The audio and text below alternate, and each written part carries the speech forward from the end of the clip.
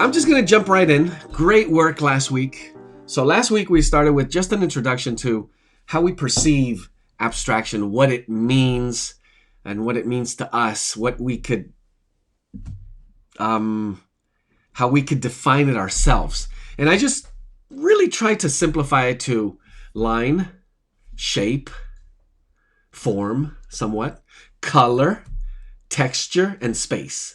If you think about those very simple words, always try to simplify whatever you're doing, hold it back and think about in terms of today, we're going to focus more on color, texture, and maybe space. Obviously, if we're dealing with a color on a two-dimensional canvas, we're going to deal with shapes. And what you're doing is arranging shapes, whether it's a line or a big swab of color, you're turning that into a shape of color on a two-dimensional surface. So we're going to look a little bit at color. This is your very good friend, color wheel, just becoming more and more familiar. Very quick explanation. We have the three primaries, your yellow, blue, and red. Obviously, when we mix two of these colors, we have a spectrum that's created, which takes us into the oranges. So we have a red, orange. We have red, and we have a red, orange. Orange, and as we get closer to the yellow, we have yellow, orange, then yellow. Same thing happens on this side. When we have blue and we add yellow to it, we get green. So the closer we get to yellow, we get a yellow-green. The closer we get to the blue, we get a blue-green. And same will happen here. We have a violet, and as we get closer to the violet being the mixture of red and blue, and as we get closer to the blue, we'll get blue-violet, or as we get closer to the red, we're going to get red-violet. Now, this is something I would absolutely have you guys do, but you can always do it on your own, exercises. Now, this is watercolor paper, but this that I'm going to show you here is acrylic. And this is what I generally do to test out my colors. So, notice here that I have yellow, red, blue, but I have two sets of them. So what I do is, what's the difference? They're both yellow, these are both red, and these are both blue. There are tons of differences. So the concept of a primary color, it means it cannot be mixed or made from any other color. It is that pigment, that color from nature, and you cannot mix it. So when I have this blue, for example, ultramarine, and this one, which is cobalt, they come from different minerals. So they have different hues, different pigment used to make these colors. I cannot mix these colors. I cannot make them unless I have it. So having two, the biggest difference I'm going to tell you right now, one would be considered a cool and one be considered warm. What that means is this one is pushing a little towards the red. This one is pushing a little towards the yellow. That's all it means. When you look at your color wheel again, if you can see this as what colors would be warm, think of summer. And you immediately say, okay, well, all these colors on this side. So let me go ahead and cover that up so you can see it easier. And it's very simple explanation. If I go here, are these my warm colors? And I would say, generally speaking, yeah. Because even though, whoops, here we are, moving a little too much. And the difference between this side of the wheel and then this side of the wheel, we could see it, we could grasp it. Okay, yeah, that looks like they're very different. There's a temperature difference. So when we talk about color, we're going to begin talking about the temperature of the color as well. As usual, I don't want to make this overwhelming, so trying to simplify it, basically I have is a set of yellow, red, blue that are considered warm, and a yellow, red, and blue that are considered cool. Creating some of these charts, these are just some of the wonders. These are my cool colors, by the way. So I have a cadmium yellow, a cobalt blue, and a quinacridone red. And when I mix these, I'm going to get very different results and mixing. This is what we did last week, right here. So we just dealt with black and white. Today, we're going to be dealing a little more with both of these that you see here. So notice how the spectrums are going to be much larger. And it doesn't have to be blue. You're going to be able to pick your favorite color. And then from there, look at where we can go. And just having all of these. Now, this is what I recommend. For you to really understand painting, you have to understand, well, what am I painting with? Acrylics. Okay. How do I manage my acrylics? Now, you can go and buy pretty much every single tube of every single color you see here. But these were just made, all of these were made with these three. Everything you see here. So what I'm doing is basically creating all of the spectrums by mixing all of the different values, shades, neutrals, and we're going to go through this a little slower. Mixing, notice here, for example, a yellow when mixed with my white and the spectrum. I give myself somewhat of a range. Can I make a spectrum of 10 and have every color be different from the one next to it? So this one a little lighter than this one, but this one this one darker, a little darker than this one. And same thing for every single square until you can actually not tell them apart anymore. Here we have yellow and black. So these are tints and these are shades. So when you think about a color, think about a lemon. When I'm thinking of a yellow lemon, when it's out in the sun, whatever the light is hitting, we're going to use these colors.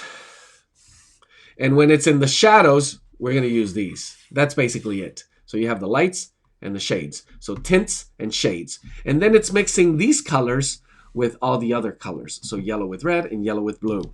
Same thing here with my red and white, red, black. And we'll move through this, especially more next week. And then all the variations of neutrals.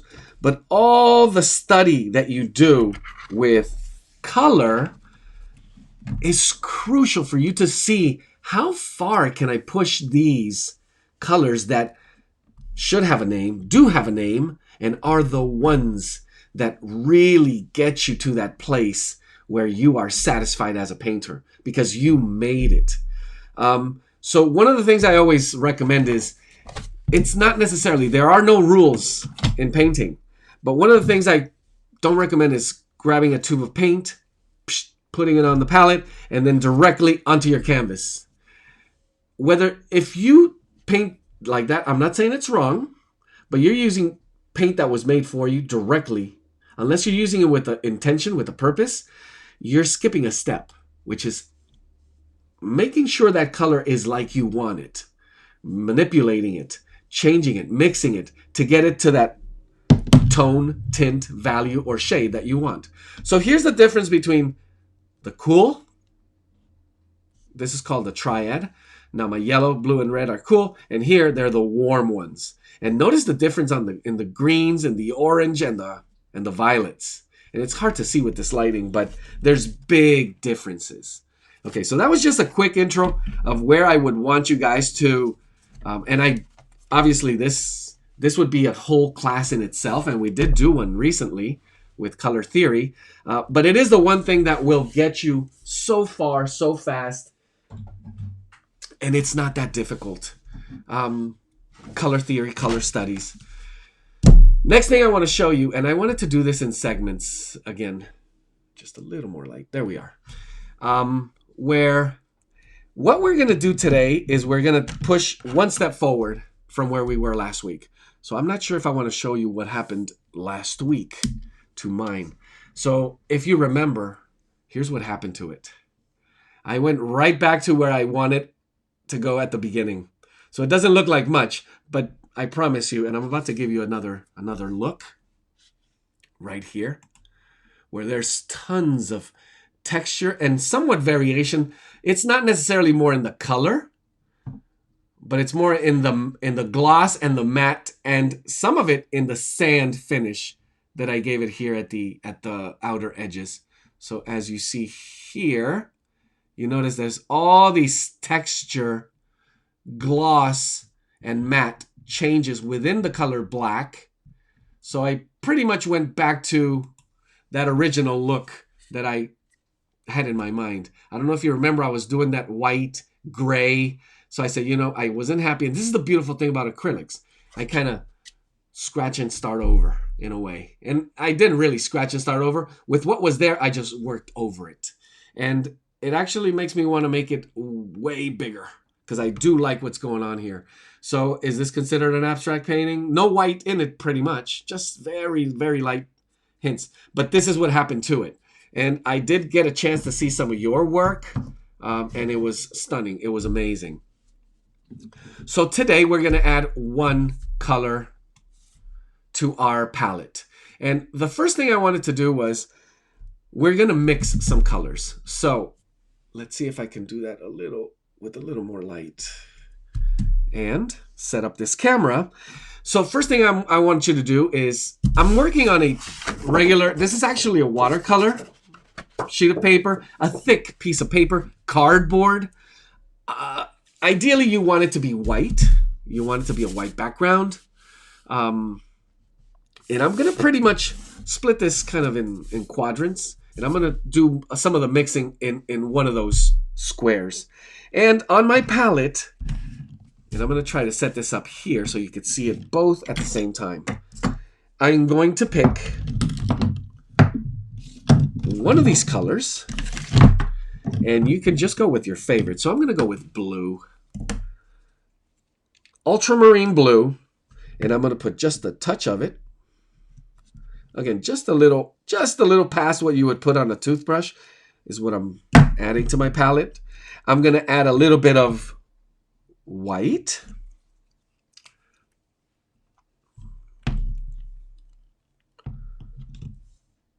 And usually we use more white than we would use any other color. And I'll show you how and why. And I'm going to use a little bit of, just a touch of black. And this one is so powerful, this color, overpowering, that we don't really need much, but just a little extra generous there. And notice that I'm going to be using one of these palette knives to mix. Usually it makes it a little bit easier. I have my paper towel ready to go.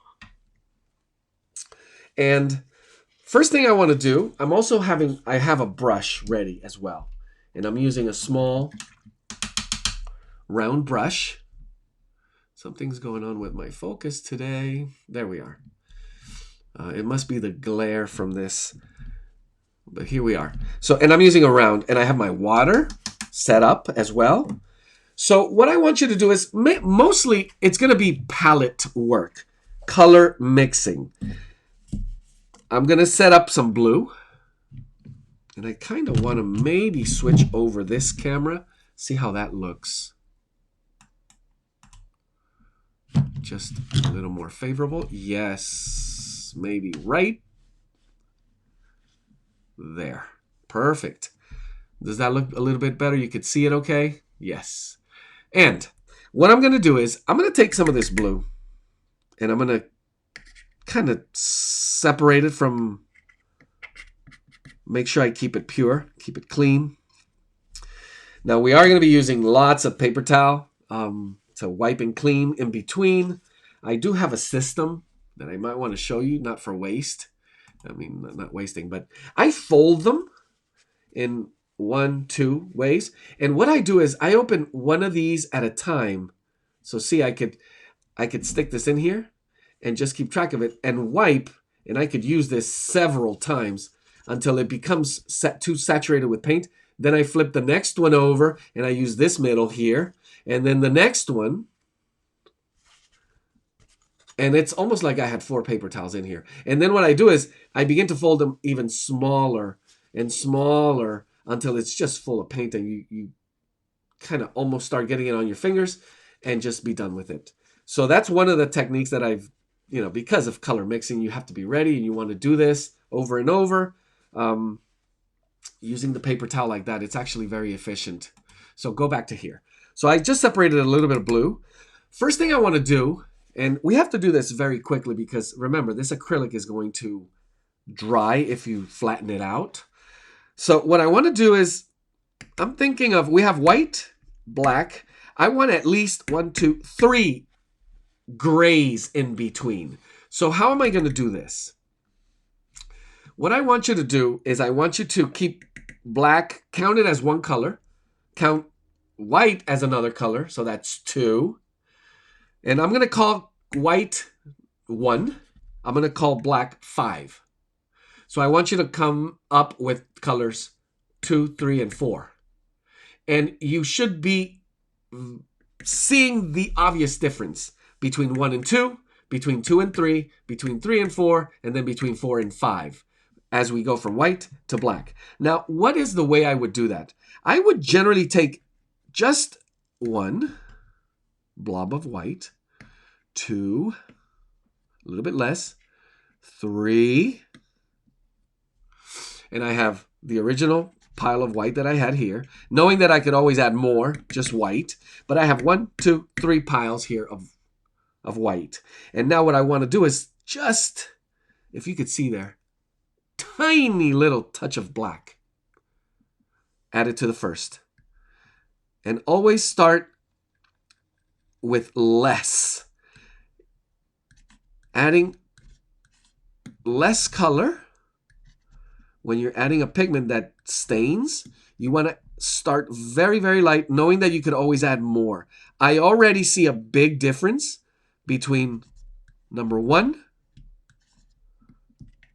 meaning the pure white, and this one, number 2. And I want to make sure that this is not flat. I want to make sure I make it a little blob so it doesn't dry up too fast. Wipe. And here you really don't have to wipe. You're going to bring in some of that color into the third. And I'm going to go into my color number 1, 2, 3. So I want to add probably the same amount of black. Notice that I'm literally just touching the tip. But it will be double the black from the first. Always recommending starting on the lower end. Making sure you add a little less. It's better to add to it little by little. Because once you add too much and you go past, you're going to start playing with having to add more white. And then you added too much white, you're going to have to add more black. So this is step 1 to really controlling your painting. Well, it's mixing and controlling your colors and your palette and the paint on your palette. So I could obviously see a big difference already between number 1 and 2. I hope you guys could see it okay. So I'm going to add just a little more white to the first one here.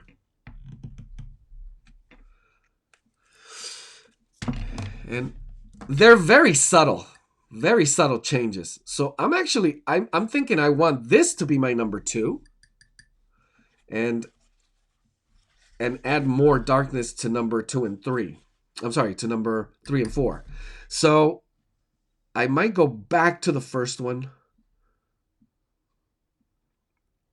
Or let me see how far I could push this next one here. So I'm going to add a lot, just by when I say a lot more is that much to this pile here. So notice that would be, if we go to percentages, that would be kind of like I'm going to say 90 to 10 or 80, 20, maybe. And I'm going to just mix it. And you're going to see a drastic darkening. But it could absolutely, I could see it. It could already be way darker. So it helps me to see the very gradual changes when I'm creating this kind of value, mixing it, to see it from that angle, from white to black, to notice how light this would be compared to my black. How close can I get it to black without it getting too close? I'm going to add another quarter of black from the previous mix. So another, let's say 10, 15% from what I started off with, and just see that gradual change in color. So the most important thing about what you're doing right now is you paying attention, seeing how much color you added to another, and how gradual changes in mixing will get you more proficient at mixing them. Now the change didn't feel like it was much. And that happens. Once you have a color that it's, let's say, 80-20 in terms of mix here, that gray, when I added another 10%, obviously it makes sense for those of you who would think in math terms. We need to pump it up so there's a drastic difference, a drastic change. So can I go another 20%? And almost we're going to be at 50-50. Well, I might say it's going to be less. But I am pumping it up this much. You see that? Adding it here. So with the two previous amounts that I added, I would say we're more now at 60-40, probably close to that 50-50. That being 50% white, 50% black now in the mix. And now I'm beginning to see, okay, that's where I want that color. So when I started with white and I added a little bit, I noticed the changes drastically. But if I work my way from black towards white, I need to really push it because somehow it looked very far from it. And that happens. That happens a lot when we see colors. We evaluate too superficially, and we don't look at the real truth of what that value in that color, what it's doing there. So I'm going to have to be careful now. One of the techniques that I would do is I would just use some of this color mixed here. And I know that if I add a little bit of this gray, dark gray, to this one here, it's obviously going to make this one darker, but not darker than this one. So that's one tip.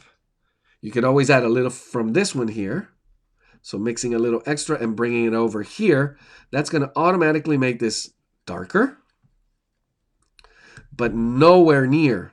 It's impossible for it to be darker because it's the mix that I just added from, if that makes sense. And since I'm mixing it into white, well, then it's going to be obviously lighter. And there we go. So I have big drastic changes here with that dark gray. Now I have a medium gray, and I still feel like this one needs to be just a little bit more. So I'm going to do the same. I'm going to grab just the leftover from on my palette knife from this color, and I'm going to bring it to the first pile and just mix it in because it does feel like it's a little too light, too close to the white. And now I'm happy. So all this happens, and believe it or not, it's very intuitive. You could figure out a system of measuring the exact amounts and how you get there. But the truth is, you really have to become very intuitive while still use a little logic, a little bit of analysis to think about what you're doing. Give credit almost 100% to intuition there. Okay, so I still have all this white here. Now, this is where it gets tricky. So I have 1, 2, 3, 4, 5 colors in my monochromatic value scale here, the black and white. So with this white, I'm going to switch over here once again. See if this works a little bit better. I have this so it focuses on it. Okay, now what I want to do here is I'm going to grab my brush and using a palette knife is actually a skill. Learning how to use it and clean it and bring it over. I have several of them. Right now I have 2 at hand. Usually I use one to mix lighter, the other one to mix darker colors. Sometimes I use one to clean the other. Makes it easier. So what I want you to do here is this. I'm going to take just a little bit of blue. This time I'm going to do it, and it's not really recommended to use your brush to mix because you can ruin your brushes. But yeah, you can mix with the tip of your brush. But when you're mixing this amount of color, you're going to get lots of pigment between the hairs of your brush, and it could become ruined. So what we're going to do is I'm going to take, let's call it, for the first pile, not the white, but the first gray. I'm going to take, let's say about 80-20, 70-30, and I'm just going to add blue to it. So you want to start, again, a little bit on the lower end. Notice that big pile here. And I'm wondering if I should go back so you could see that like you were right here. So I just took a little bit of this blue pile here, and I'm bringing it over here. So notice the difference there. Big pile of gray, my first gray mix here, and I'm just going to mix it in. So yeah, I would say this is somewhere between 70-30. And the beautiful thing is I can always add a little more if I need to. So obviously I could add a lot less, and this color would be much grayer. But because of the amount of blue I added,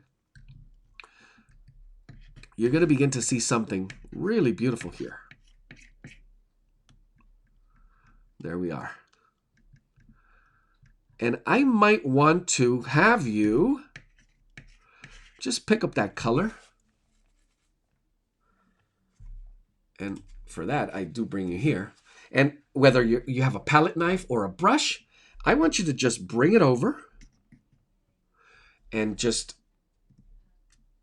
apply it on that sheet of paper. Now I'm just adding it on with a little gesture, with a little action, touching it to create a little texture. And you can do this however you want here. And then I'm going to probably, if you have more, so I mixed just a little bit. I do have a big swatch of this here. And just add it to my paper. I'm going to do the same thing with the second pile. And I want to stay kind of consistent. So the pile at least seems a little bit bigger. Obviously, it's a little darker, but I want to stay consistent with the amount of blue that I'm going to add to it. So once again, it's going to be about 70-30. And just mix it. And immediately I see a big change in it. Now you're going to be tempted to maybe add a little more blue if you felt like you didn't add enough. But then we're going to really push it too close to the blue. So in percentages, 90-10, when it starts getting a little tough to read one color from the previous variation, that's where you want to be careful. And I'm just going to bring that over and put it right next to it. Maybe I'm going to leave a little bit of space between them. And look how beautiful that looks. And I'm also playing a little bit with application and texture. The way I'm putting it on the paper, almost as if I were applying it to the canvas. Can you guess what I'm going to do next? Yes, of course, 20-30% blue. My pile with this darker gray is a little bit less.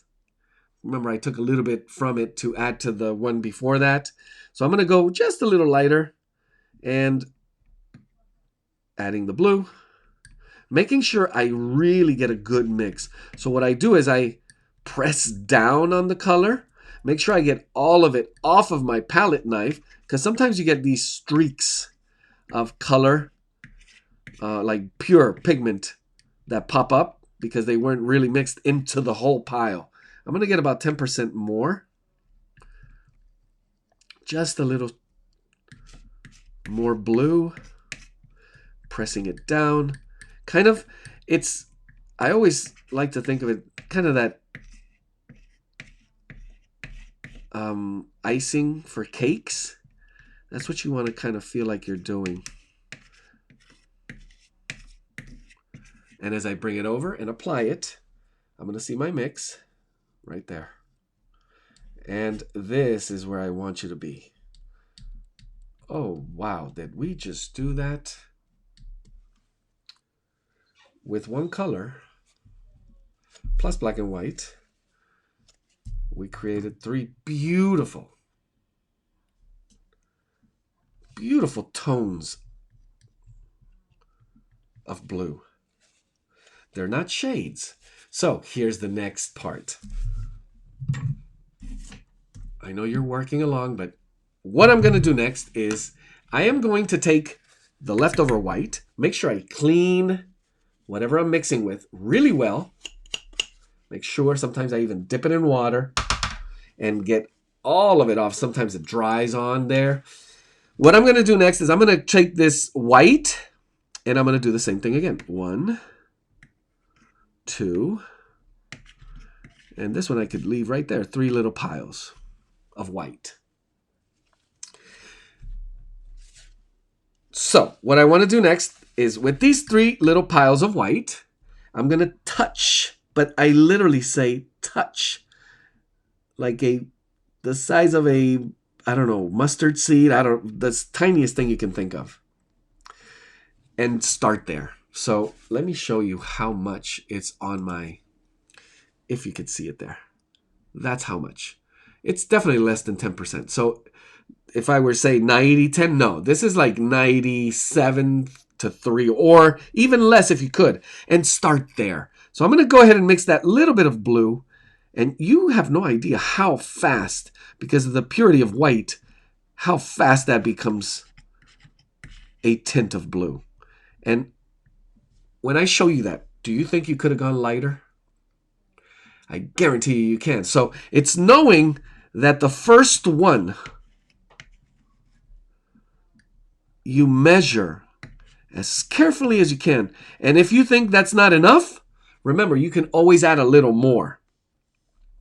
So go as little as possible on that first one. And you're going to bring it over.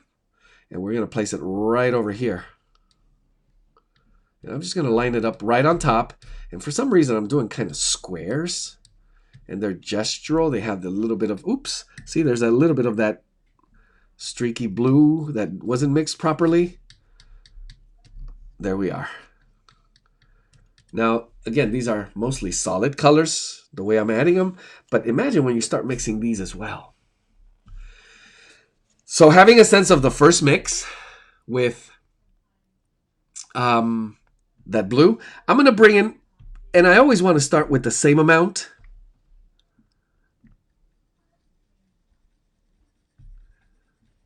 So I can compare, and it's just about right. And then I'm going to add a second touch. Just about the same amount. So I'm going double what it was on the first. And I could see a kind of a drastic change.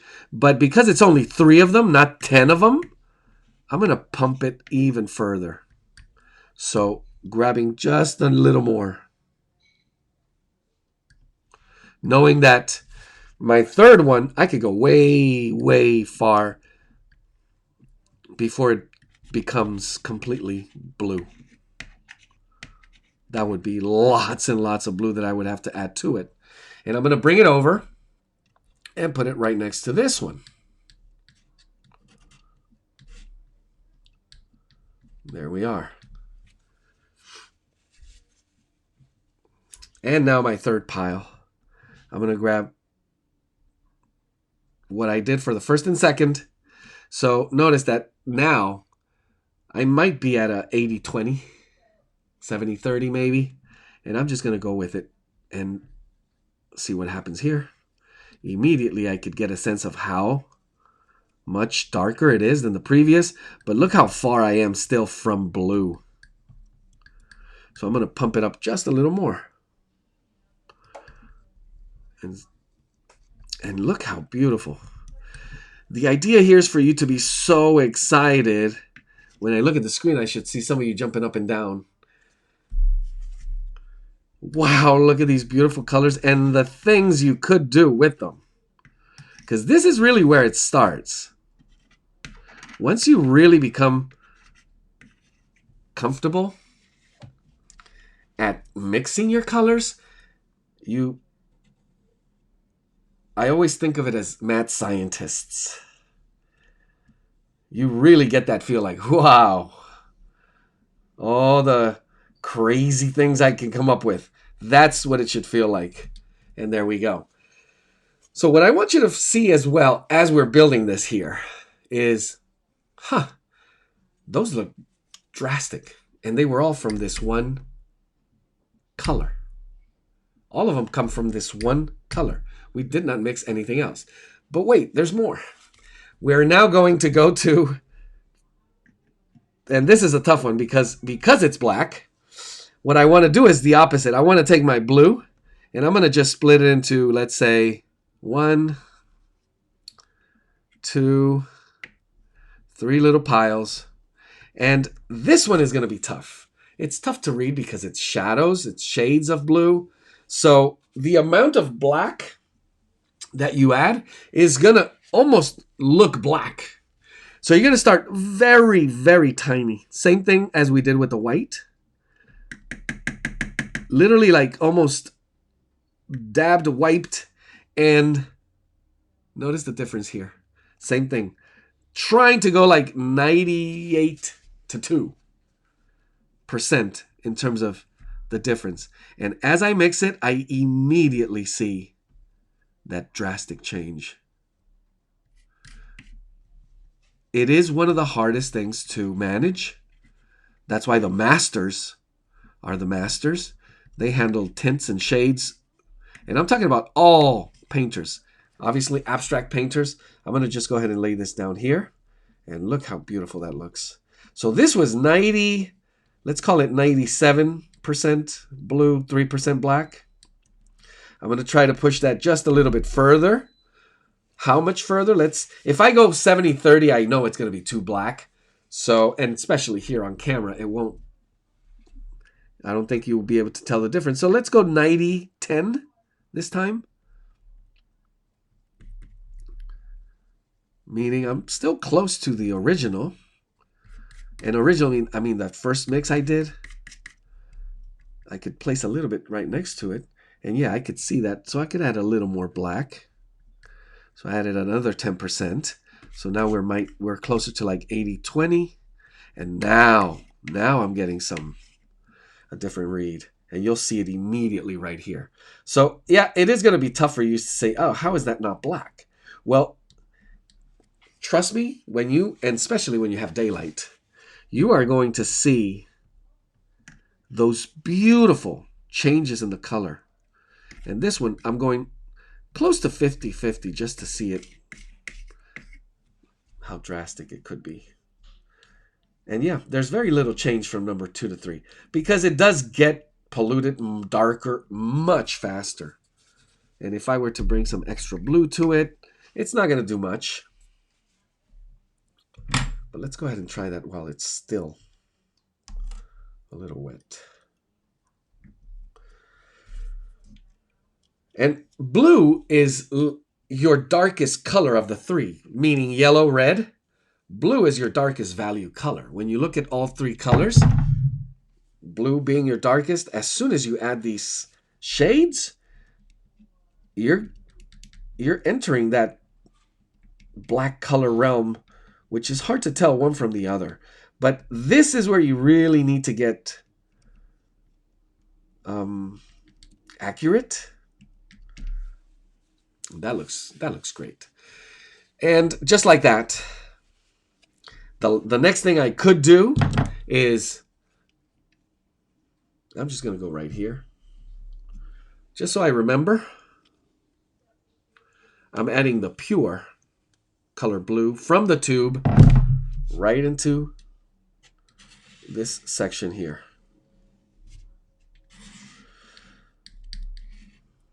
So this was just a quick exercise to show you pretty much what we're going to do today. So here we have, and I should write this down so you can see it. So we have tint of blue, which is blue plus white. We have shade of blue, which is plus black. And we have a tone. Tint, shade, and tone. Not that you need to remember these, but the key to remember is this was white, this was black, these were grays. Now the tones of a color, can you imagine the shift, the variety of grays that we can create? Because we created 3 basic simple grays, but the lighter or darker our grays can get, and imagine how many grays can we come up with. So this is going to be the pretty much the standard for today's painting. We are going to be using tints, tones, shades. Now let me add one more for those of you who are, wait a minute, what if I take this little leftover blue, and because there's water on my brush, look at that. I'm making my acrylic even lighter. So I'm playing with, in this case, tone, and with the water, and now I'm going to tints. I could play with the transparency of it.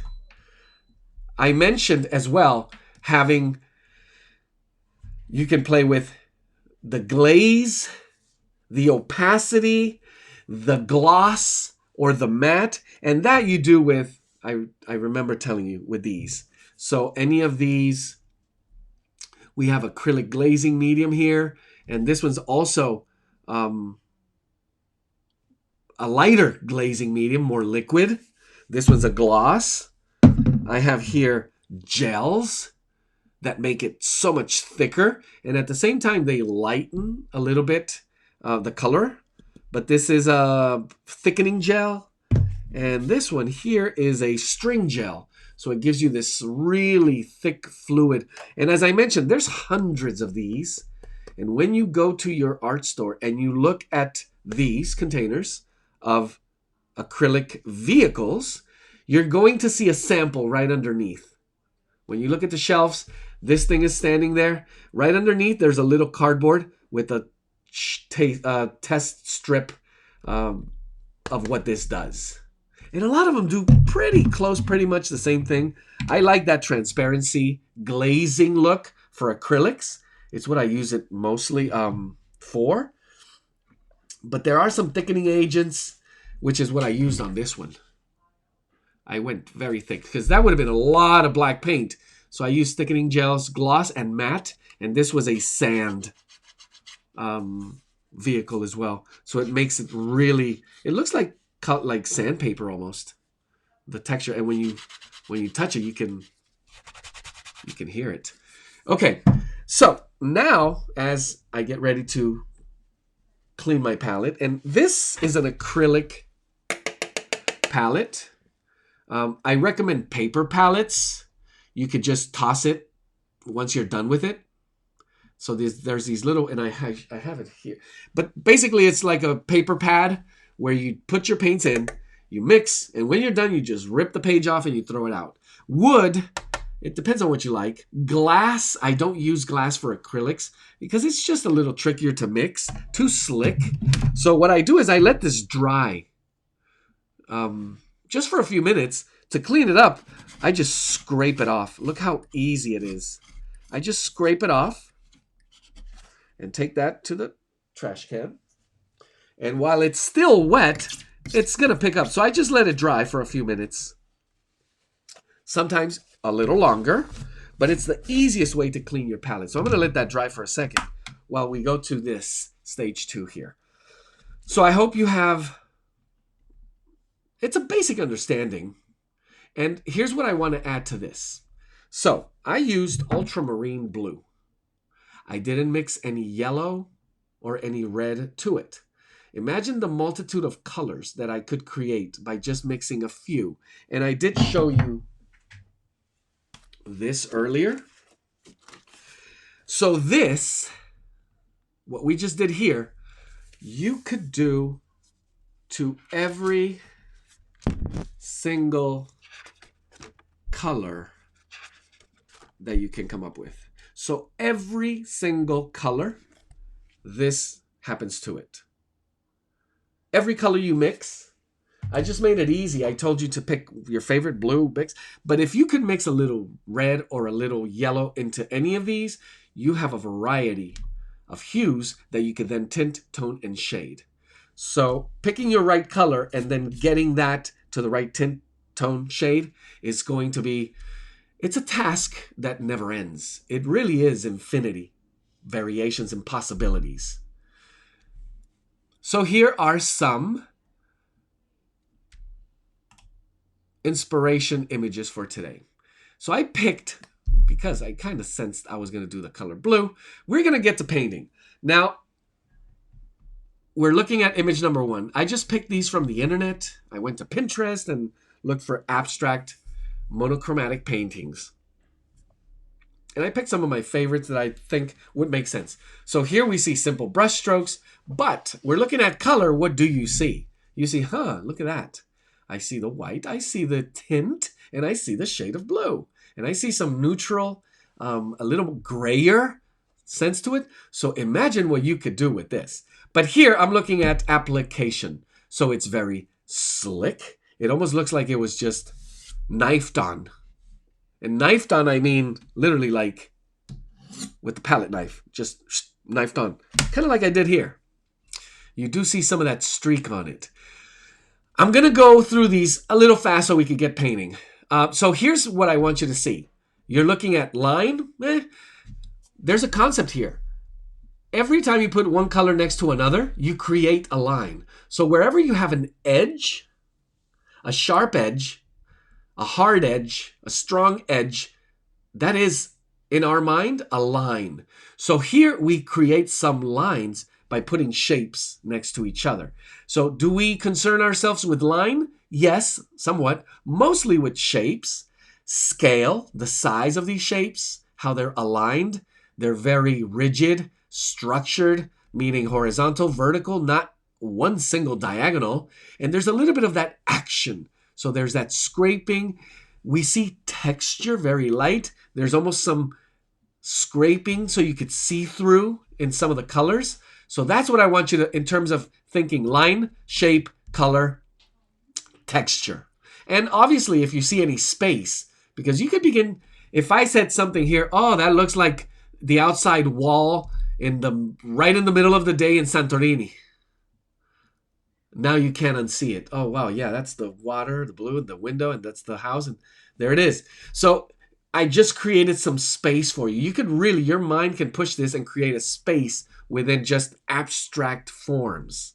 Now, that's not what we're doing here. But remember, you can. Here's one. Now, do we see lines here?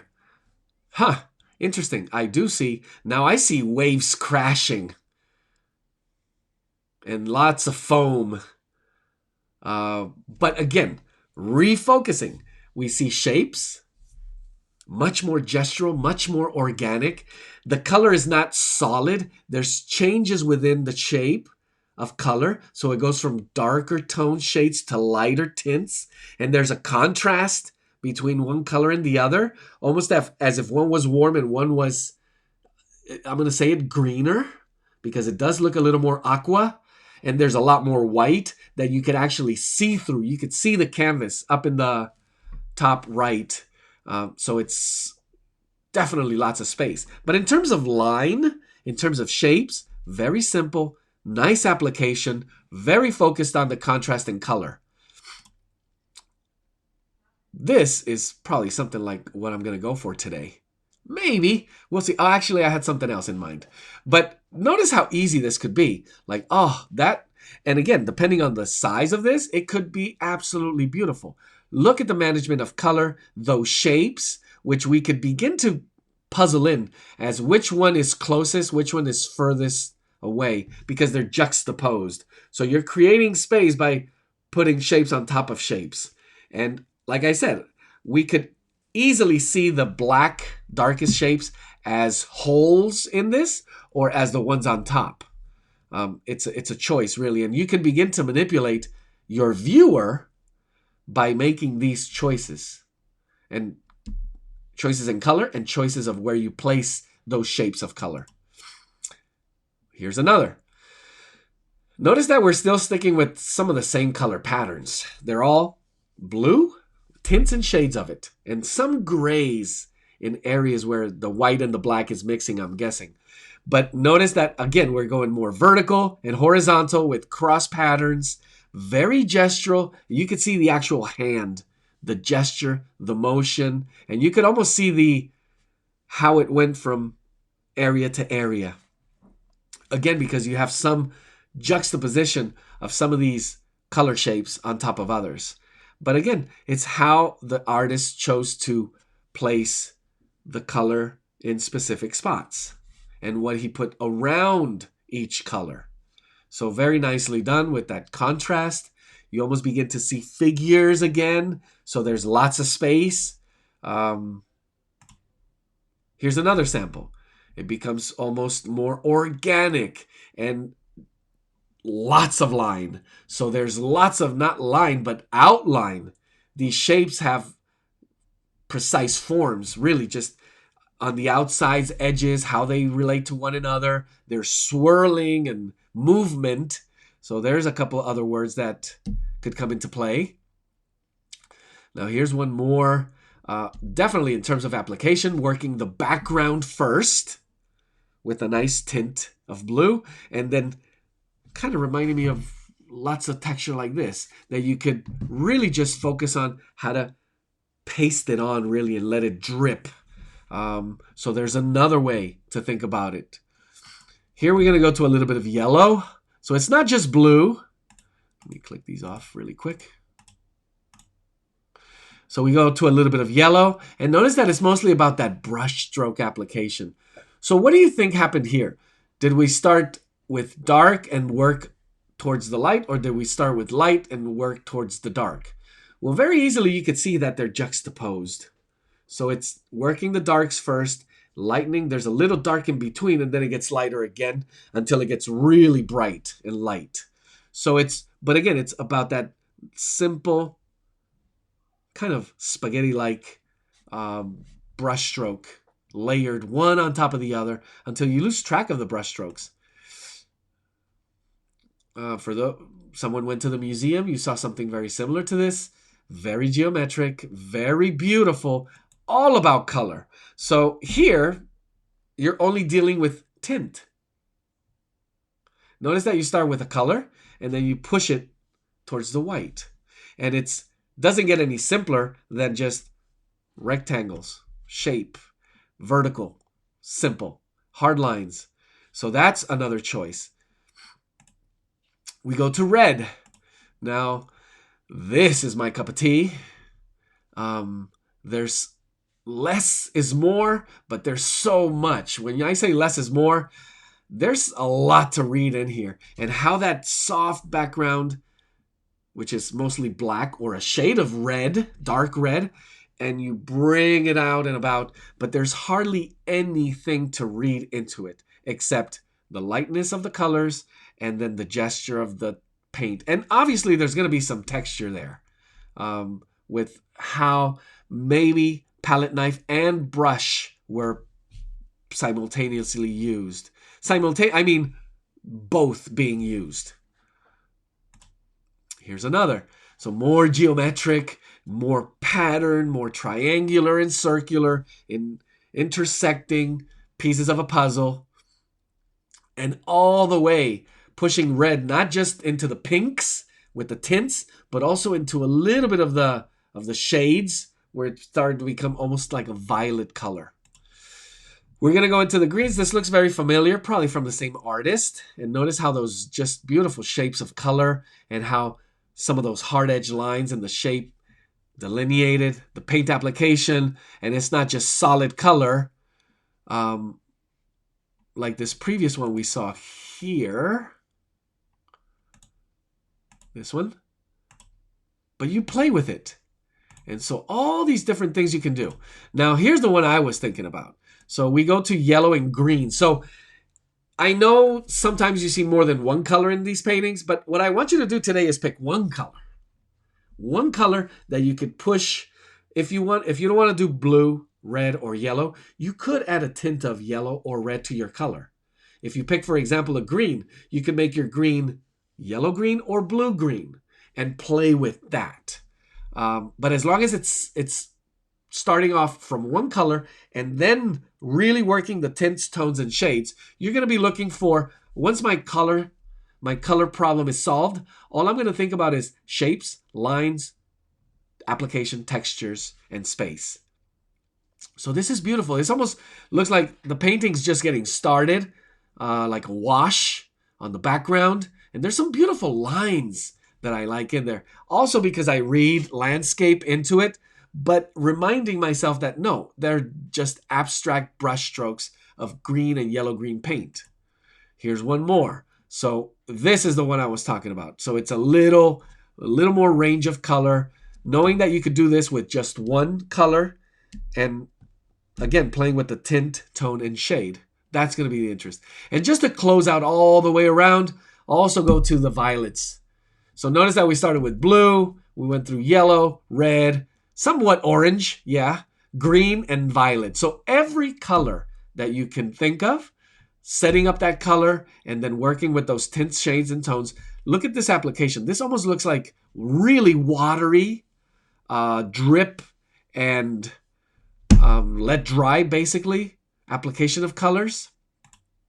And this final one, which also reminds me of that earlier one we saw, which was that spaghetti. But again, here is to let you know, we start at the dark and layering brush strokes all the way to the light. And another thing I was going to tell you is, having paper like this, not going straight to your canvas, if you're having questions of application, you could always test out different techniques on here. And I want to show you one really quick. So I add my paint, and as I set this down, I'm just going to grab lots of water. Now, I know this is paper, but even on canvas, I'm just going to add the water right on top and let it really get watery. Now, I'm also adding gravity to this and letting stuff like this become, if you're more gestural.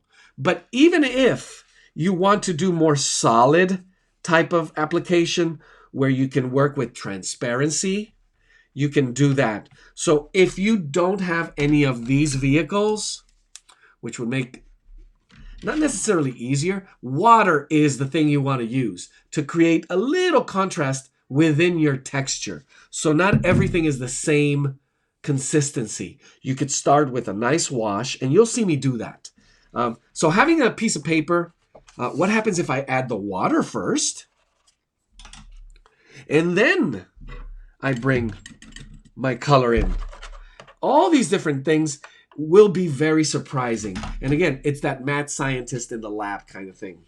So you should allow yourself to anything you can think of. Test it. If you're ready to go to your canvas, then that's the way to do it. A little bit of lifting, just like you do in other water technique, like watercolor techniques. Scraping. So as I added the water, and then I could just scrape some of it off, you're going to have some of those textures show up. What happens if I do the same thing, but with a brush, and maybe a smaller brush, more controlled? That's what's going to happen. Now, there is going to be a tiny little variation between this paper and on your canvas, but it's not much. And I was using a little heavier watercolor paper. It is some of the cheaper one, and I do use this for these types of tests. Just like I did on this sketchbook. This is a $9 sketchbook with watercolor paper, but it is amazing because you can always go back. And let me tell you, if you ever feel like you need inspiration to paint, you should be doing one of these. Very simple. And anytime you open one of these pages, oh, you're ready to paint. You are absolutely ready to paint. So as I set this down,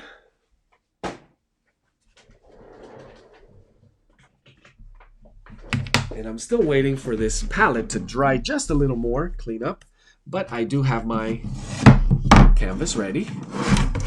Now my decision, am I going to work vertical, horizontal?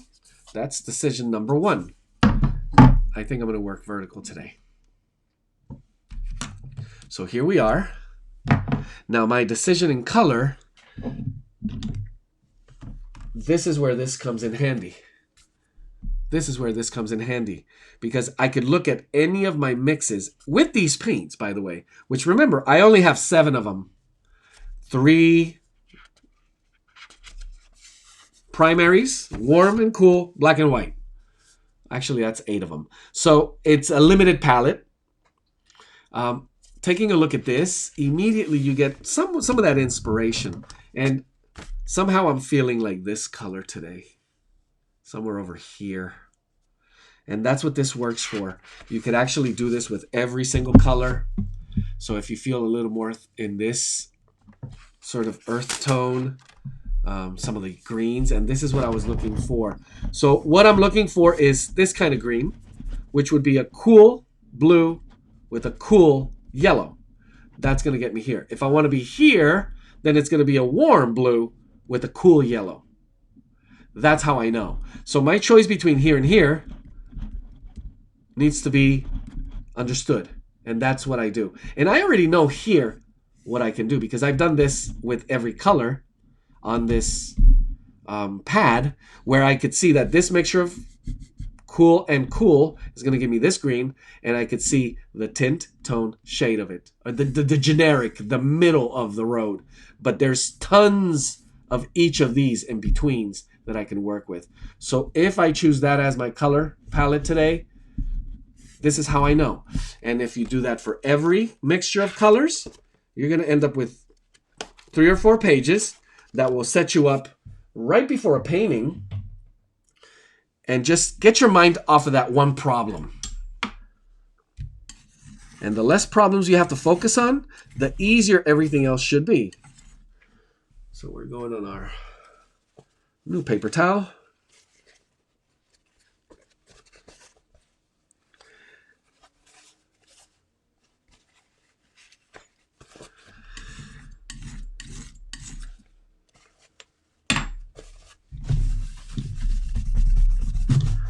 Just a little cleanup here. It's still, that white takes a little longer to dry.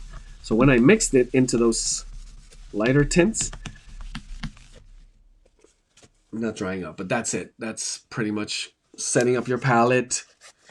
So I mentioned it was a cool blue and a cool yellow. Now, again, go back to this. If I did this, here it is.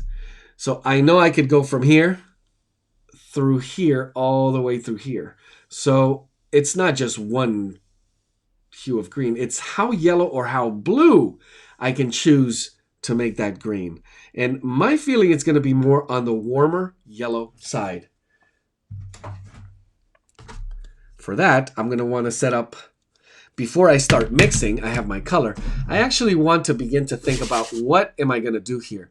And whether you're going more geometric, more shape, with rectangles and sharp lines, or more gestural, organic, you want to probably get that out of the way first. So you're drawing, if you need any, you're going to want to set up your ruler and do the things you want to do, how you break this into, sometimes you can think of numbers, the numbers 1, 2, 5, and somehow arrange that into a composition, or the numbers 3, 6, 9, and do that. And I mean, how does this relate to this in order for you to create a composition? Another way, and we're going to talk about this next week, is to think about music. Think about some of these as instruments. So you have a violin and a drum, and your drum is going to obviously be bigger and maybe duller than the sharp violin. So all these things that as you create a composition should be put together, you want to simplify those problems. So stage 1 for me, I don't really have to think much. I'm actually going to go right into the canvas, and I'm going to do somewhat of an organic composition. So I'm ready here, and I'm going to start setting up my color.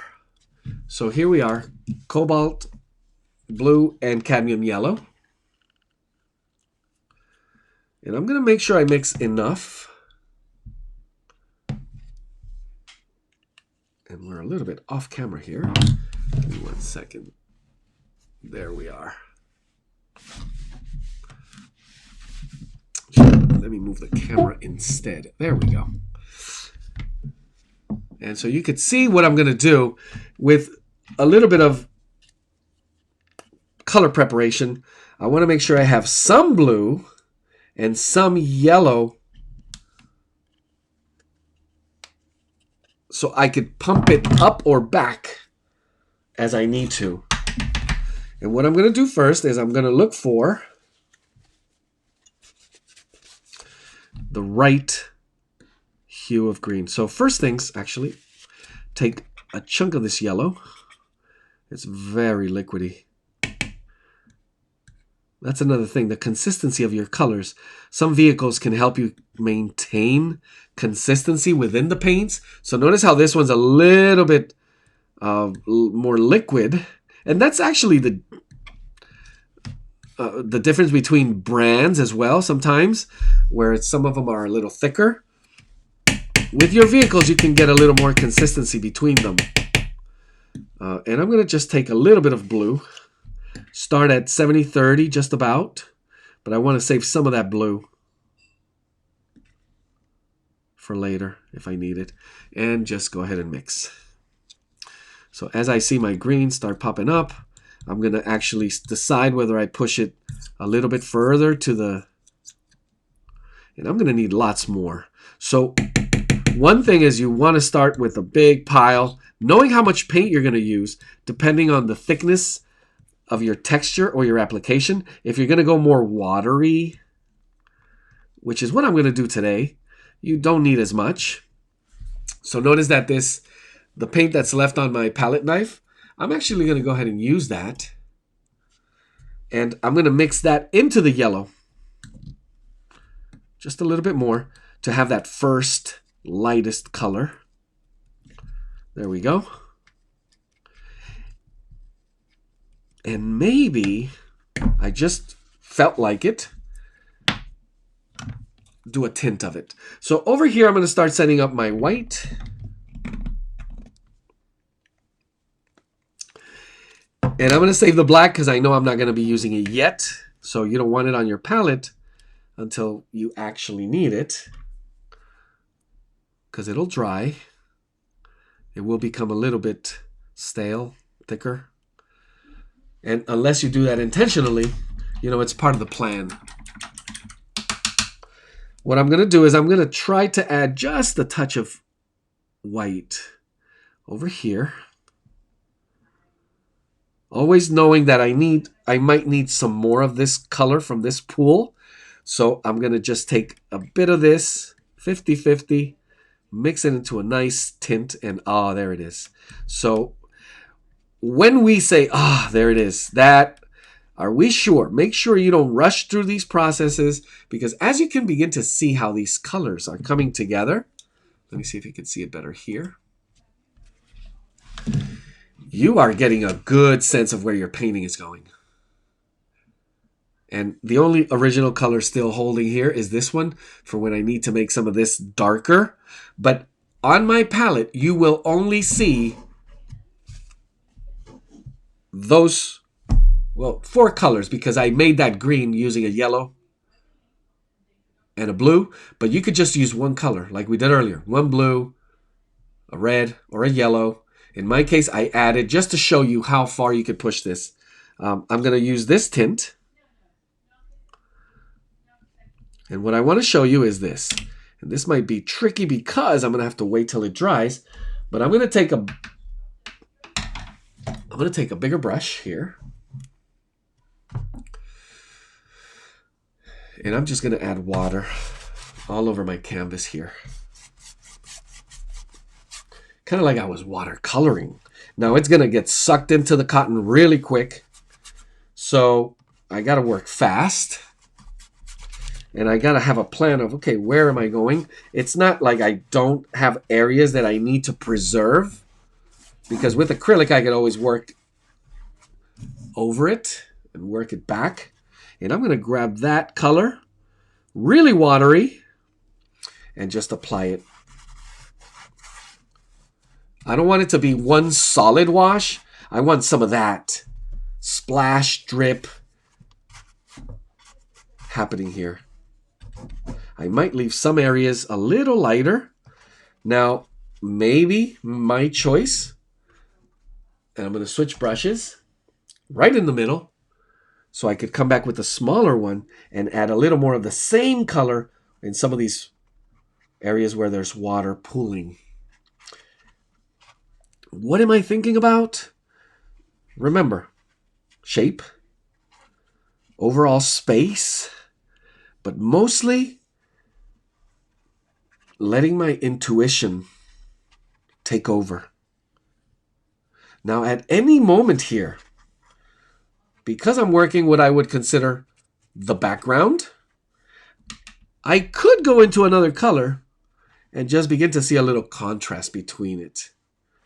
And I love how the water is really working well with. So you notice it almost, hey, he's kind of doing watercolor. Yep, that's the beauty of acrylic. You get to push this, not just in terms of, like we saw earlier, color and how far they could go, but the opacity, the texture of them, the look. And I haven't even used any vehicles yet. But you're seeing me come up with 2 or 3 touches of the colors that I have on my palette. I kind of want to do something crazy. I'm going to go for just a little bit, although it's a dirty brush, with a little bit of that blue and just see what it does. And obviously it gets a little greener. So I'm going to play with my palette knife and just spread that out. So see, I have both the brush and a variation.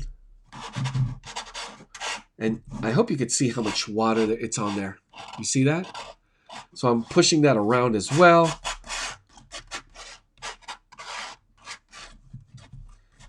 And have an overall plan. And I don't like to call it a plan. I like to call it a map. Because just like one of those adventure trips. Yeah, we're going to go west. But as you're going west, you go, ooh, what's that over there? And you just go northwest a little. But overall, having a map that allows you to find your way on the way there. It's actually a very personal choice. It's your personality coming through. Some people cannot work through this without a map that tells you the exact destination, arrival time, and that's fine. So you set yourself up for that. And in between, you might find surprises, and you're going to want to take control of that. That's totally fine. It's the beauty of abstraction. Remember, it's going to show you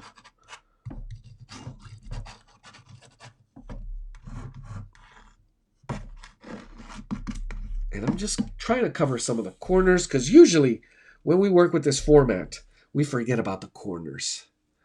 So I'm adding a little contrast in a few of the corners, and I'm switching over from the palette knife to the bigger palette knife and scraping some of it.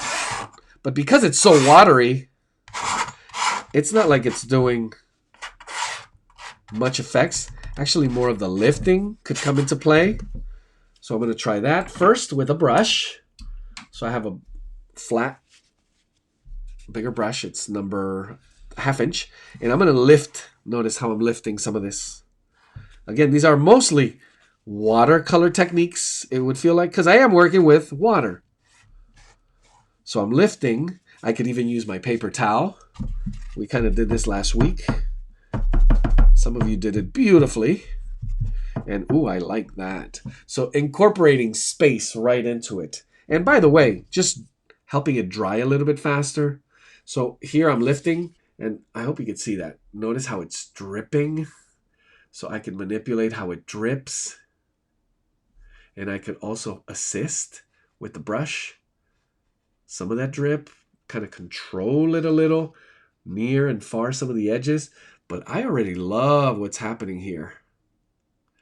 So I love to work in layers. I would love to just let this sit, dry completely, and then come over with just about the same lightness of color that I did here. and add it layer by layer. So look at that drip. So what I did there, and you can just flip it around, do it upside down, and begin to see, oh, that's working. But I actually love this one. This one worked really well. And you begin to see what you, let's see if we turn this up a little. There we are, with a little less glare. So that little touch of blue that I added there made it work. My corners are covered. Adding just not as much water as I did early on, but little by little. So I'm adding color, and I'm adding just a little bit of that same amount of water. And I did like that effect of lifting. So I'm lifting as I add some of it. And I want to create just a spacing. Some of those lines between shapes of color. I'm going to try to incorporate that. So notice how this color already is thicker. I'm only working with one, which was supposed to be my background tint of the color. But I could always go, and I'm about to do that now, which is one of the things about how I work. Sometimes I get too carried away, and you have to kind of sit on your hands for a second and look at it. Take it in before you make your next decision. Now these strokes are going to be broader today with a couple of bigger brushes. And I do want to show you something. I went into Jerry's last week to look at what vehicles they had. That's where I got this one, which I'm going to use today. The glazing. I'm sorry, this is a flow additive. So it's more of that watercolor technique for your, and it creates transparencies within the layers of acrylic. But I found these acrylic brushes. It was a set of, what is it, 7, 8? I believe it was 8. The other one must be around here. But it could be 7. And it was, I think, $19. So highly recommend, because they're really nice. And for the price, this is what you want to have, a set like this. Now they have a combination of flat and round or all flat. I went with all flats because I have a lot of rounds. So using variation in the size of your brush is also going to give you more richness of application, texture. So I'm going to go for a little bit bigger brush here. And I'm going to start mixing some more of my color here with just a touch of this one. Now this one has a little bit of water in it. And I'm going to create a lighter tint. At this point, I want to work all my lights. I just added a touch of contrast here and brought it up here. And I like how it's going to look. But this is going to be a little bit of thicker paint. Now my canvas overall mostly is wet. There's moisture on there. So I have to consider that when I apply it. And it's going to wash away. Now notice this tint here with the water. It's almost like washing away, disappearing. So this applies for what I wanted to do here. Instead of adding more water, just create some variation shapes, brush strokes with thicker paint. And right at the edges and right into some of that color. And as it dries, it's going to show me something beautiful that I did not plan. I'm letting it happen. And I'm making my brush strokes more and more gestural. Okay, so I'm going to move a little bit quicker here with my color mixing. And I'm going to bring in now my black. So I'm going to mix some grays. Let's put it over here. And I'm going to mix my grays as I move. I'm not going to set up 3 grays or 5 grays like we did earlier. You can, but the idea of what I'm showing you is for you to see, that's where we could go. But I just had an idea to make it easier, not like Lewis did. So that's the idea, for you to find your own system of how you set up your palette, how you mix your colors, and how it's easier for you. And I do want to see that. When you have it, and we're going to ask you, hey, how'd you do that? You're going to share. Well, this is how I mix my grays first, and as I move along. So what I'm going to try to do here is, as I have, you're going to ask this question maybe one day as you get there. If I mix the tint, so we have this tint of the color here. What happens if I just add a little bit of black? Well, you're in fact not making it a shade, you're making it a tone because it has white in it already. You could skip that step and add just a little black to it, and that's what you're going to get. I'm going to separate a little bit of this one here so I can mix. This is my original color, and I'm going to want to have it so I can create more tints, tones, and shades of it. I actually want to mix a little bit of this one with a little more blue, have even a darker version. So is that cheating? A little bit. A little bit. It's not the same original green, but this is where we're headed next. And next week, we're bringing all of it out. And it might seem like, oh, well, that's going to make it a lot easier. Well, in fact, sometimes it makes it harder because you have more choices, more problems to deal with. I like to just use all of this paint into my, and I'm adding a little more thickness and texture into some of those brush strokes.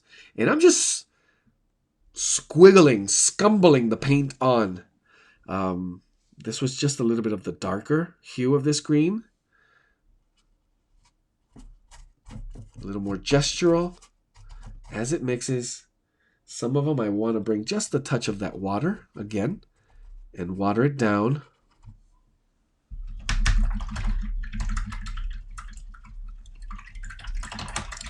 Make sure you clean your brush and your palette knife as you work your way through.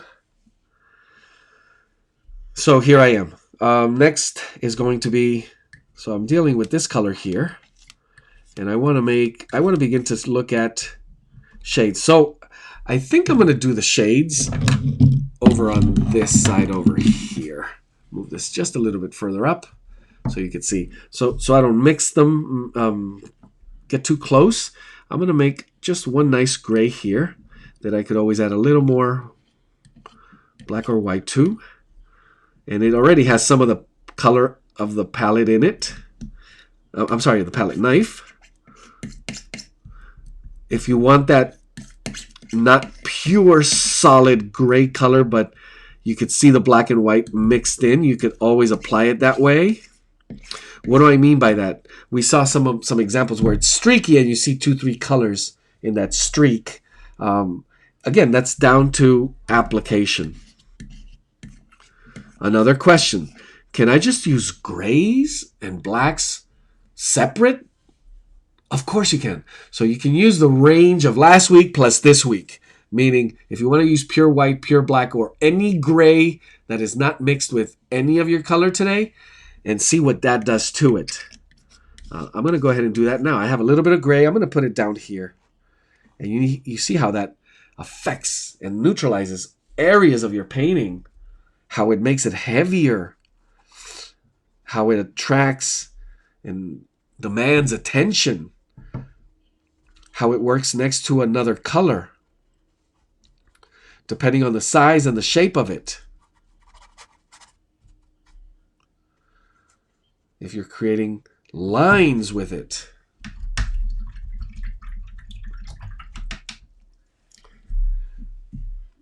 So I'm bringing a little bit of the earlier green, lots of it actually, to start off with. Big, nice mix. Nice tone, and that is beautiful. That's the thing. If you're more of an earth tone person or more of a blue skies or pinks, it should show up in your painting. So here's me. And I'm just going to just wipe this right in the middle of it. There it is. And you should be happy with something like that. Just stroke it on. One, I would say, rule of abstraction. If you are going for gestural strokes, try to do them in one pass. Do not overbrush your brush strokes. Let them lay down and be. You don't want to rework them. Sometimes you have things that are impossible to recreate, and you just want to let them be. So I'm going to second color here. And looking at the overall, I'm going to put some here and here. Almost coming together. Remember, if you can do it in one, you want to think almost signature-like movements. Like when you sign your name, only with the brush and paint, instead of doing this to it.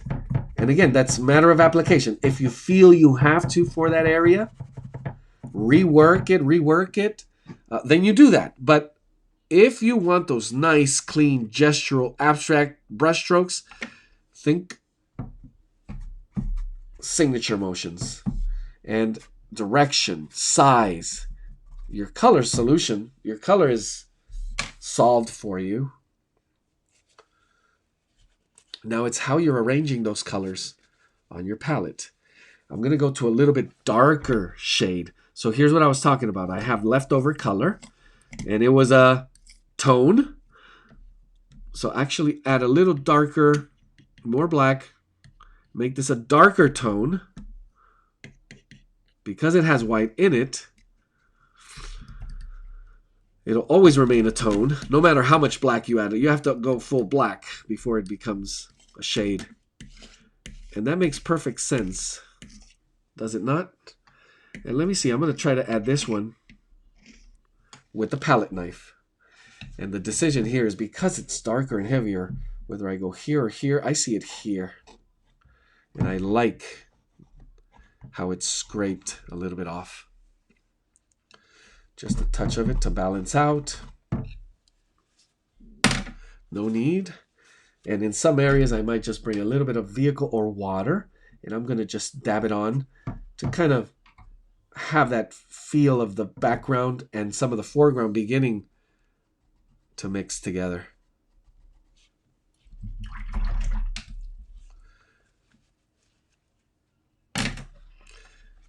My choices become now.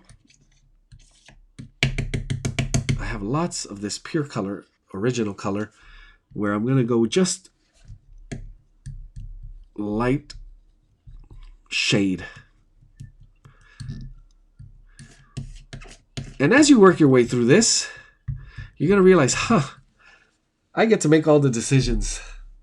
So how am I making those decisions? What are the things that I'm thinking about? That's when you realize, wow. I don't want to say this is easy, but doable.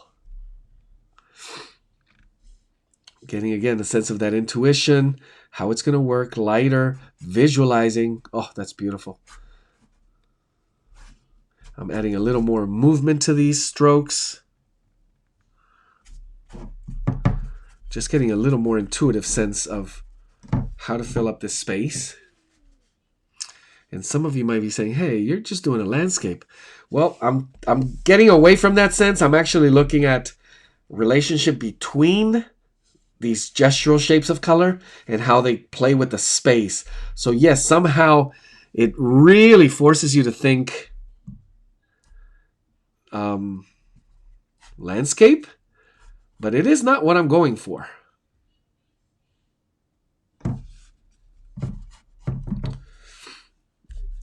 I have lots of options here to go with an even darker shade.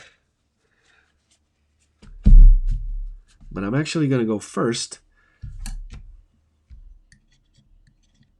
with this color here. to probably the darkest tone that I can come up with. And what I want to do is my how can I say this? My automatic would be to go here. I'm going to go against it and see how that works out. Because I'm seeing and grounding, using that word grounding, I feel like I need to be heavier, darker. I'm actually going to add a touch here, but I'm going to go here. And I like, for example, how that brushstroke just dropped with that thick paint there. And now I feel like I need to go a little bit thicker and lighter. So I'm going to go back to some of these tints. And I do have this one here. Just maybe using that paint, leftover paint there. To original color, just a little more. Mix it up with all of this white. See how close we are getting from that original one. And I think that will work. So you can see how preparing your paints, setting up your palette, seeing the map of color really just helps you become a better painter. Just that 1-2 step. I have a big blob of color here. That's what's going to go here.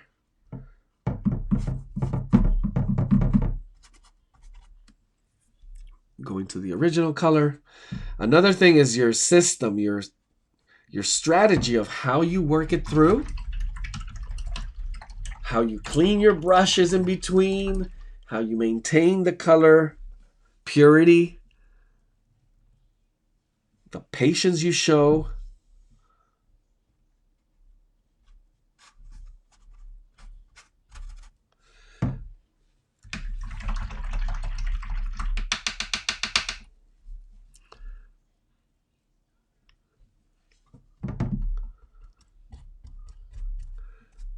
And how you can, this is actually going to be one where I am really going to want to let fully dry and create glazes and transparencies over some of these shapes with lighter or darker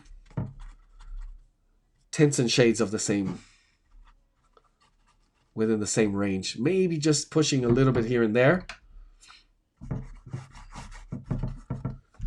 And finally, I'm a little tempted to use some of this black, all of it, and final shade here. Pick it up a little. Notice I do that and then I just scrape it with my brush right off my palette knife so I don't waste.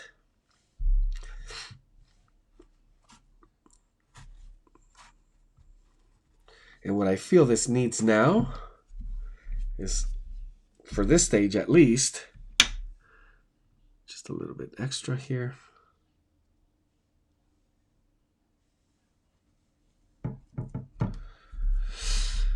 A little bit of white. Just to finish it and top it off before I let it dry.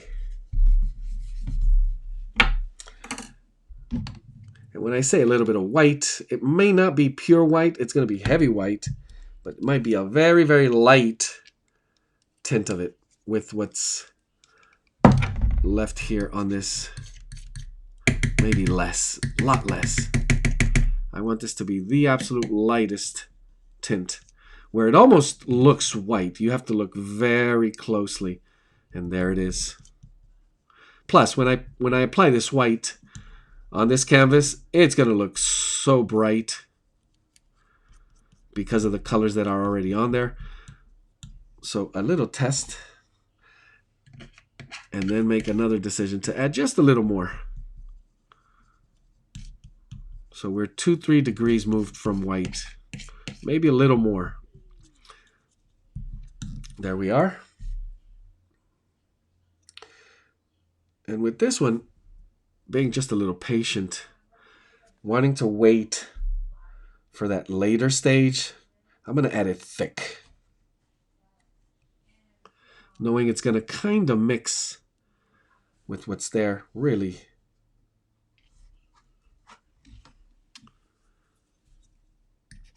interesting. Maybe not exactly as I had planned.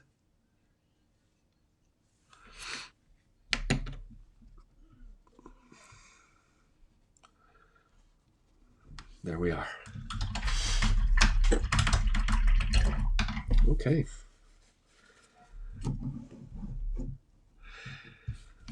So working patiently, letting this dry, develop into a stage 2, stage 3, I really feel like it should have lots of transparency. Main ingredient now is time and space. Stepping back, standing it up, probably going to window cell, a good lighting, and taking just a good 10, 20, 30-second look. Another recommendation is, as you're looking at it, so you're looking at it, flip it around upside down. Let it show you. Let it speak to you. It will tell you things. Oh, look at that. And you'll see elements, contrast, weight, where's heavy, where it could be lighter, and so many other things that you could then reevaluate and come back